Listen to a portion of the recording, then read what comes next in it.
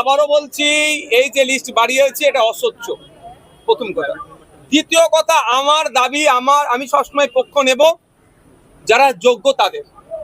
আমি যেখানে যেখানে বলবো বা যদি আমার বলার প্রভিশন থাকে, অবশ্যই সেখানে সেখানে আমার যোগ্য শব্দটাই থাকবে, বা এই তালিকার পরে যারা আছে তাদেরকে ইনক্লুড করা হোক, এ কথা আমি একবারের জন্য বলবো না।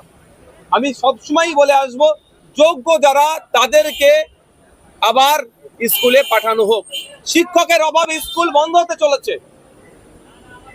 এটা প্রান্তিক এলাকার ছেলে মেয়েরা সরকারি স্কুল থেকে যে পরিষেবা পাওয়া দরকার, শিক্ষা ব্যবস্থা গ্রহণ করা দরকার, সেটা পাচ্ছে না। এটা তাড়াতাড়ি এই সমস্যার সমাধান হওয়া দরকার।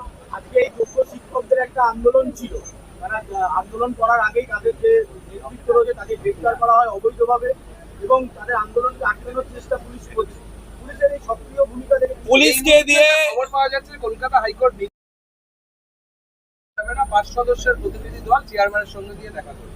দেখুন, যখন কলকাতা হাইকোর্ট একটা নির্দেশনা দিয়ে দিয়েছে, তার বাইরে তো আমরা যাওয়ার কোনো প্রশ্নই আসবে না। সুতরাং 5 সদস্য এই তাকে যেতে হবে। তবে ইদানিংকালে আমরা দেখছি কি, রাজ্য সরকারের বিরুদ্ধে কোনো অনৈতিক কাজের